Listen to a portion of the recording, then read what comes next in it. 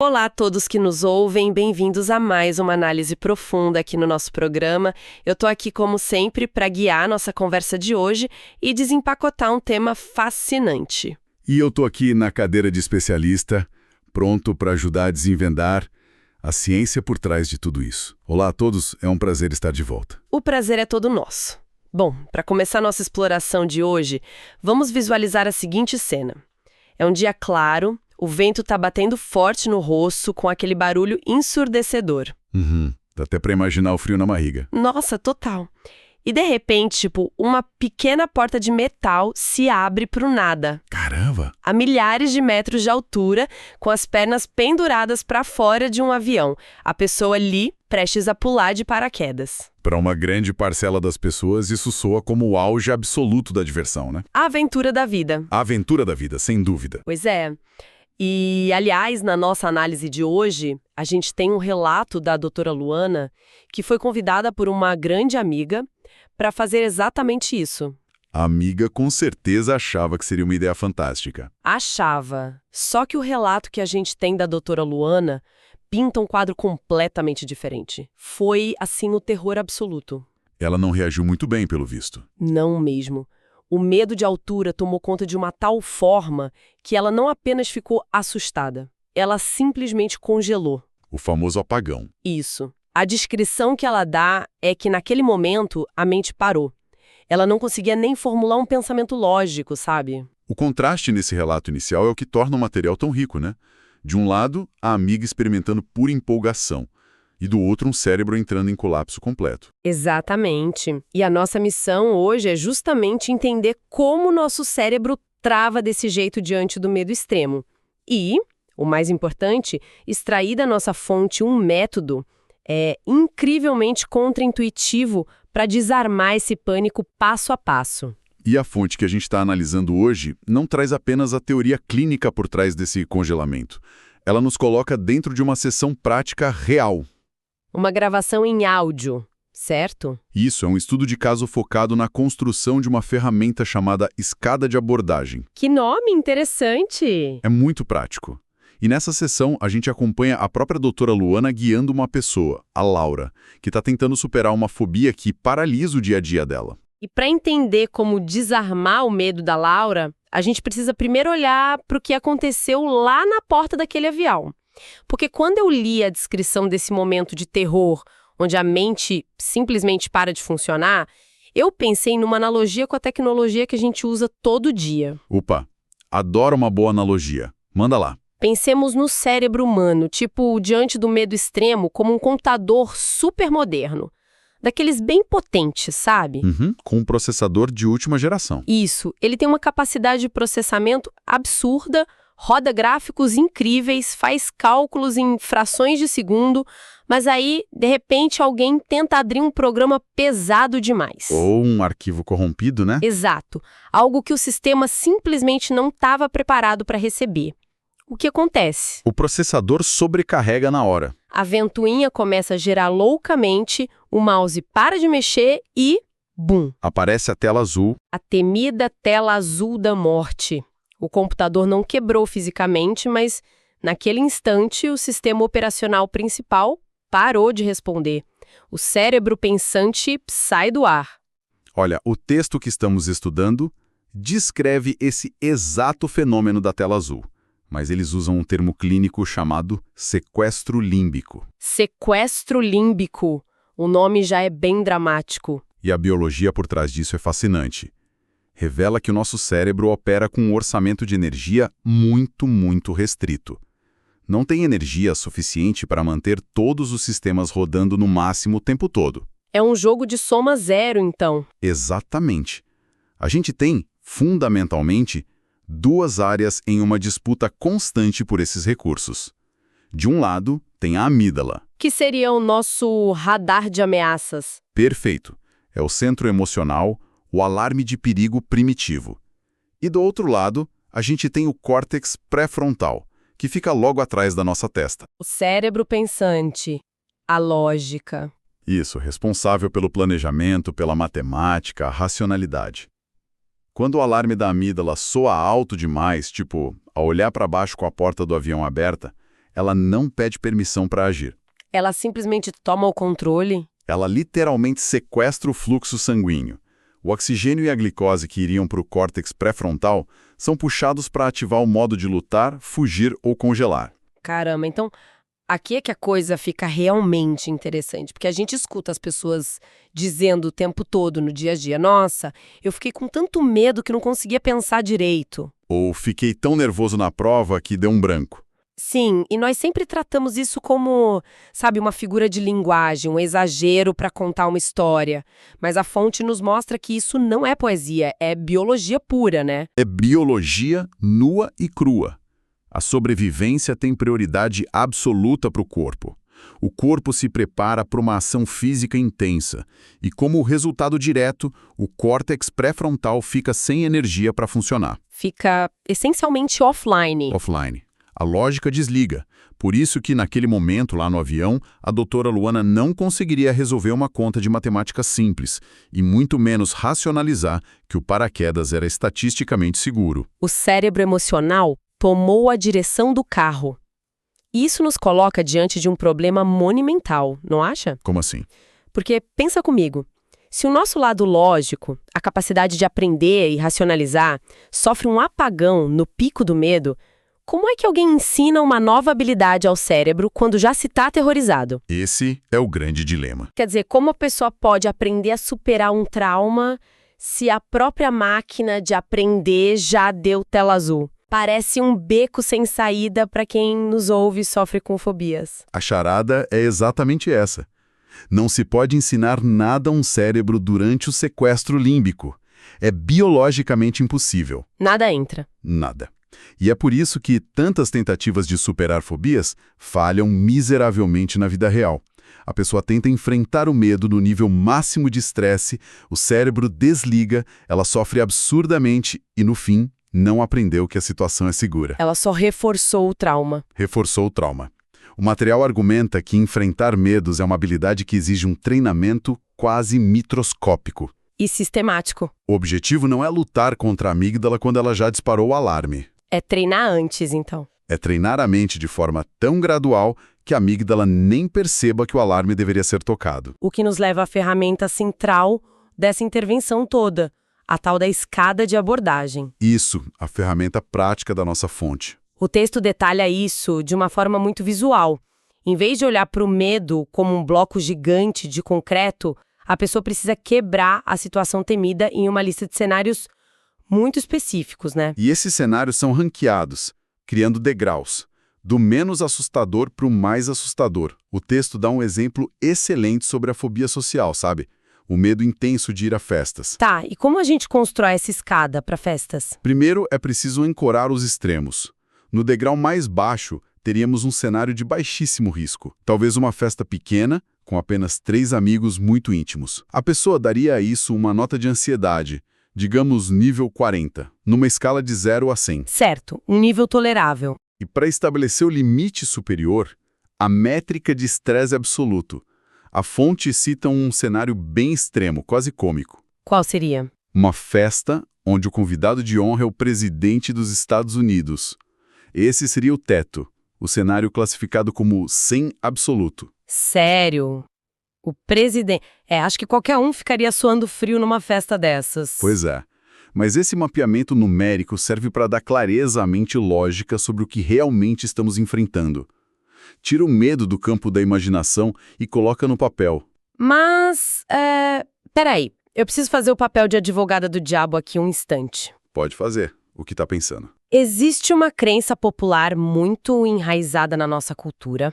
As pessoas adoram dizer que a melhor forma de perder o medo é pular logo na parte mais funda da piscina. Para acabar com o sofrimento de uma vez, né? Exato, a famosa terapia de choque. Se a pessoa tem medo de falar em público, joga ela num palco com microfone. Pensando em eficiência de tempo, em vez de ficar tateando com festinhas nível 40, não seria mais rápido tentar encarar logo um nível 90 e forçar o cérebro a se adaptar na marra? Se conectarmos isso ao cenário maior da biologia que a gente acabou de desenhar, fica claríssimo porque essa tática de pular na parte funda é péssima para a maioria das pessoas. Porque dá a tela azul. Exatamente. Pular degraus e ir direto para o nível 100 não gera adaptação, Gera o sequestro límbico imediato. Se alguém tem fobia social severa e é forçado a subir num palco para 1000 pessoas, o córtex pré-frontal apaga. Ele não processa a experiência de forma lógica. De jeito nenhum. O cérebro não registra, veja, eu sobrevivi, o palco é seguro. Ele registra, eu quase morri, meu coração quase explodiu, nunca mais chego perto de um microfone. O comportamento de evitação fica ainda mais forte. Entendi. Faz muito sentido. O material é enfático nisso. O cérebro precisa aprender a tolerar o desconforto e processar a segurança no nível 40. Ele precisa ficar online nesse nível primeiro. Só quando esse degrau não causar mais alarme é que a pessoa tem a fundação neurológica para pisar no nível 50. É um trabalho de muita paciência. É quase um trabalho de alfaiataria mental, né? Escolher a dedo qual atividade específica vai manter o cérebro online enquanto se sente um pouquinho de medo. E é aí que a nossa análise de hoje mergulha de vez no caso prático da Laura. Que é o coração desse estudo que a gente está vendo. O medo da Laura não é pular de paraquedas e nem ir a festas com presidentes. O medo que paralisa ela e que afeta a vida profissional dela é simplesmente fazer ligações telefônicas. Pegar o telefone é o pavor dela. E para ajudar a Laura a desenhar o seu primeiro degrau, a fonte apresenta uma regra de ouro baseada em 3 pilares. O degrau precisa obrigatoriamente ser factível, mensurável e repetível. A sigla FMR. O texto dedica uma atenção especial a explicar por que o cérebro exige cada um desses 3 componentes para se reprogramar com sucesso. Vamos detalhar isso para quem nos ouve. O factível não significa apenas que é possível de fazer, certo? Não, factível significa que é uma ação que a pessoa tem o poder de iniciar, controlar e terminar, totalmente independente de fatores externos incontroláveis. Tá, e o mensurável? Porque dizer hoje eu vou tentar ficar menos nervosa não é mensurável, né? Exatamente. Ansiedade turva a percepção. Sem uma métrica clara, a pessoa se perde. Mensurável seria, vou discar 10 números e falar por 30 segundos. Isso é passível de medição. E por fim, o repetitivo, que parece ser o verdadeiro motor de tudo isso. Sem dúvida. Para superar medos profundos, o cérebro precisa de volume de dados. Precisa de exposição contínua para entender que o padrão de perigo não se confirma. Fazer só uma vez não resolve. Fazer uma vez e parar não muda a rede neural. É necessário fazer a mesma coisa repetidamente dias seguidos. A fonte chama isso de entrar em looping. Looping. O que nos leva a um dos momentos mais intrigantes da sessão prática com a Laura. A tentativa de criar esse looping perfeito para ela. É onde a coisa fica bem desafiadora na prática. Sim, porque a doutora Luana tenta encontrar uma tarefa que se encaixa no fMRI, e aí surge o dilema do Bob, o corretor. Ah, o famoso Bob. Elas começam a imaginar um cenário de treino. E se a Laura ligasse para o Bob, um corretor de imóveis que ela conheceu todos os dias, apenas para perguntar sobre apartamentos disponíveis na região? Seria factível, mensurável e repetível. Certo. Mas no momento em que isso é proposto, a Laura trava ali mesmo. Ela apresenta uma resistência imediata e diz: se eu ligar para o Bob todo dia, ele vai ficar extremamente irritado comigo. E aí a gente vê o problema real aparecendo. O medo de ser um incômodo para outra pessoa se torna uma barreira intransponível. É um segundo medo bloqueando o treino do primeiro medo. A Laura tropeçou numa armadilha comum, inserindo uma relação social contínua na equação do treino. E é aqui que a doutora Luana aplica o que eu acho uma manobra de engenharia comportamental simplesmente brilhante. A solução inusitada? A estratégia da pizza de jalapeño. Ela descarta o corretor de imóveis e dá a seguinte instrução. A Laura deve abrir a lista telefônica e ligar para pizzarias locais. Pizzarias aleatórias. Aleatórias. E quando atenderem, ela não vai fazer um pedido de verdade. Não vai dar nome nem endereço. Ela vai fazer uma única pergunta específica. Que seria? Vocês têm pizza de jalapeño? Não importa se o atendente disser sim, não ou ficar confuso. A única resposta permitida para Laura é dizer: vou pensar, obrigada e desligar. Olha, quando eu vi isso, eu confesso que achei genial e completamente absurdo ao mesmo tempo. Eu dei muita risada. Ligar para caçar uma pizza imaginária pela cidade. Mas eu confesso que fiquei um pouco confusa com a lógica no começo. Por que será? Porque na própria sessão, a Laura sugere uma alternativa que soa muito mais natural. Ela pergunta se não seria melhor, em vez de ligar para pizzarias, tentar ligar para velhos amigos com quem ela não fala faz tempo, ou parentes. Uma abordagem mais calorosa? Isso. E a doutora Luana rejeita essa ideia na hora. Para mim, ligar para um amigo antigo parece um passo social super saudável. Por que diabos ligar para estranhos pedindo uma pizza falsa seria um treino melhor para o cérebro do que ligar para um amigo querido? O que é fascinante aqui é a compreensão clínica do isolamento de variáveis. Se a gente pensar como cientista, o que queremos testar é apenas a resposta ao pegar o telefone. Certo. Quando a pessoa liga para um amigo antigo, parece mais amigável sim.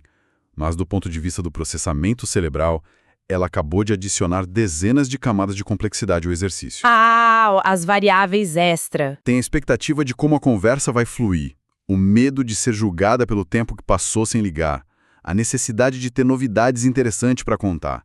É muita informação para a amígdala processar. Entendi. Então, o amigo antigo traz uma bagagem emocional que pode disparar outros tipos de ansiedade que não tem nada a ver com o telefone em si. Exato. O objetivo do looping na escada não é reacender amizades ou construir relacionamentos. É expor o sistema nervoso central à ansiedade crua, puramente mecânica, da ação temida. Pegar o aparelho, discar, falar e ouvir a voz do outro lado. Isso. Ao ligar para dezenas de pizzarias perguntando sobre jalapenhos, retira-se o peso do julgamento pessoal. Um atendente de pizzaria não se importa com a vida da Laura. Não julga a personalidade dela e a interação dura 10 segundos. É a criação de um ambiente de laboratório completamente estéril. Perfeito.